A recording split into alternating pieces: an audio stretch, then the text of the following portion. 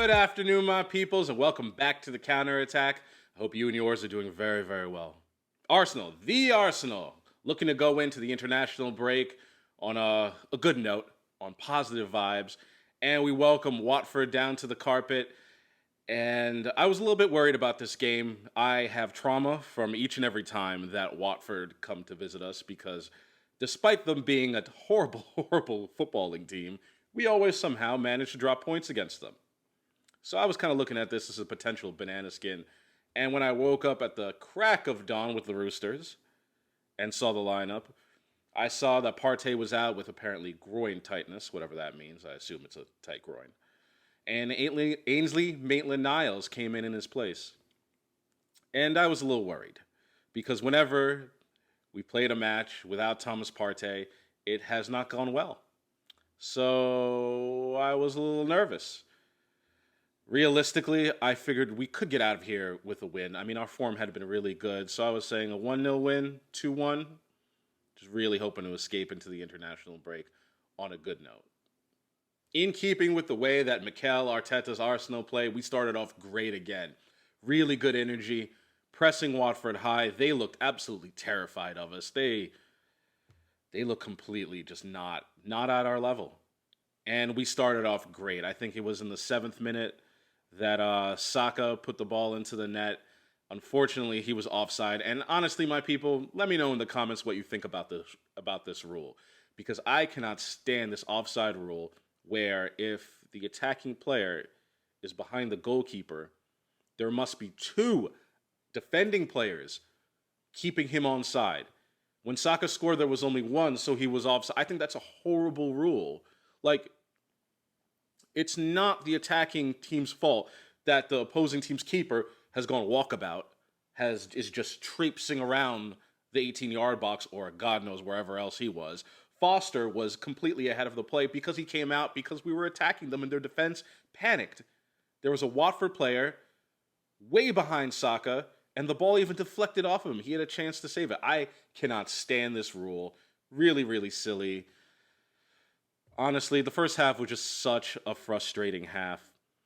Watford clearly had been sent out there with the explicit instructions to foul us, to kick us over and over and over again. I don't know how many times Kuchka and Danny Rose fouled us over and over again to break up our play, to break up our patterns of play, to just, I'm sure they were hoping that they would hurt one of us. And that would further break up how we wanted to play. I mean, that was just pathetic from Watford. I'm just really disappointed in them. If you're just going to go out there and kick people, that's not football. Like, I understand it's a strategy and you're allowed to do it, and it's up to the referees to sort of put a handle on that, but that's just pathetic at this level. In going along with that theme, Ainsley Maitland-Niles, I think, mishits a shot, pops up in the air, drops back down, and for some reason that eludes me, Danny Rose comes flying in with his arms and almost decapitates Lacazette. Stone cold, blatant penalty kick. But Aubameyang steps up and he misses his second in a row. It was actually a really good save by Foster, who had dove past it, but reaches out with his leg and his arm and manages to stop the ball.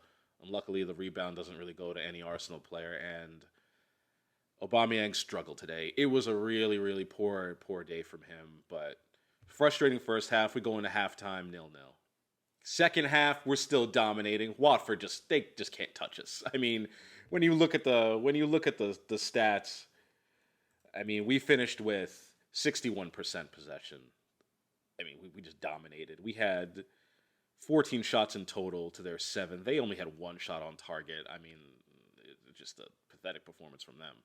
They might as well just have come here and just made up the numbers and gotten done with it. But finally, we get the breakthrough. 1-0 to the Arsenal. Ben White, he's just worth every penny, isn't he? Steps out of defense, carries the ball almost to the top of their box, a little miscontrols it a little bit, and the ball, fortuitously, comes to Emile Smith-Rowe. He's getting so good at his finishing, isn't he? He's just getting really, really good. I remember when he first got into the Arsenal team, his finishing was not the best. It seemed a little erratic right at the keeper. But for the second match in a row, he sort of just slides it past the keeper when the ball comes to him. Really excellent finish. 1-0 to the Arsenal. As is Arsenal's wont to do, we sort of take our foot off the gas a little bit, but again, Watford offered nothing. Other than Ben Foster, who had an excellent game, and he's the only reason why it stayed 1-0, that and that ridiculous offside rule. He played well. The rest of the team, what did they do? Nothing. Other than kick our players, moan about on the floor, this and that. Claudio Ranieri was whining about something after we scored. I think it was because we didn't kick the ball out when their player was down, but they were just diving and cheating the whole match. They didn't deserve anything out of the game. They didn't deserve to score. They didn't deserve to win. Just leave. Okay? You offered absolutely nothing. So as the game continues, Watford again, not offering much. And Arteta sends Odegaard on to, just really stick that knife in and just try to break their lines even more. They're not offering anything else going forward. And Odegaard does some great work in the box, shifts it onto his right foot, shoots it across the keeper, and for some unfathomable reason, Aubameyang, who struggled all game long, other than his pressing, which was quite good, puts his foot on it. The ball's already going in, and he taps it in. Turns out he's offside. So poor from him. Odegaard, we all saw his face, super frustrated. And I was sitting there frustrated. Like, come on, man. Like, just let it go. I mean, I get it. He wants to make up for the penalty miss and the fact that he's just not playing well, missed a couple of good chances. Just let it go in. Oh, so frustrated. So as the game enters the 80th, 85th minute, it's sort of just petering out. Watford's best chance was a sort of mix-up between White and Ramsdale. Ramsdale didn't have much to do today. So he I guess he just falls asleep as the ball's coming through. Completely misses it. King gets in behind him, but the angle is really against him, and he just shoots it into the side netting. That was honestly their best chance, and the fact that it came from a pretty big mistake between the goalkeeper and the defender is just so telling of how Watford just aren't at our level. You're not at our level. Go back to the Championship. That's where you belong. That's your level. So the match ends with Kuchka finally getting sent off. The referee in the 88th minute, I guess he finally had enough of the blatant fouling and cheating that Watford were doing. Sends their man off, fully deserved. That's the only thing that Watford deserved today, were red cards. And that's it. Game over. We've won 3 in a row. Absolutely beautiful. So, Arsenal, going into the international break after this, winning 3 on the bounce. I don't think we've lost since the Man City match where we lost 5-0, where half of our team was missing. We haven't lost since then. I think that's 9 unbeaten, 3 wins in a row. And looking at this table, oh, it's beautiful, my people. Absolutely scrumptious. Let's look at it. Arsenal, 5th place on our own, 3 points ahead of United, 4 points ahead of Tottenham. Remember them? They are in 9th place now. So much for that title challenge. We are only 2 points behind the greatest Liverpool team ever to grace the earth. Shout out to West Ham. They are doing actually really, really well. We are 3 points behind City with all the oil money in the world, all the resources in the world. Only 3 points behind them. 6 points off the top. Wow. What a change a couple weeks can do. Look at us. We are in the heady heights, 5th place, knocking on the door of the Champions League places.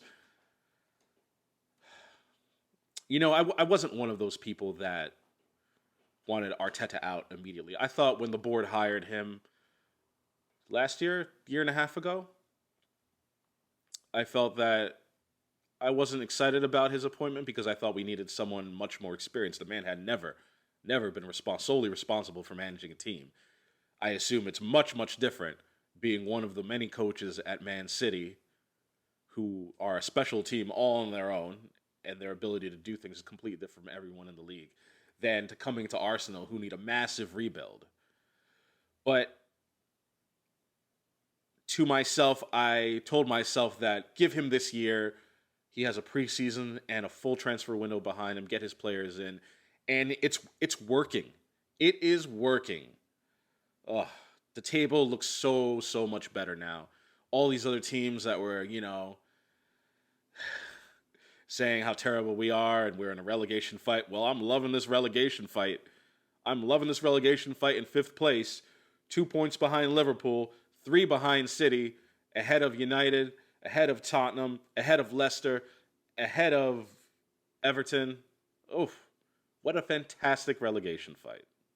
Thank you for sticking with me, my people. I appreciate all the views, all the likes. Please slap that like button, subscribe, and I will see you all next time.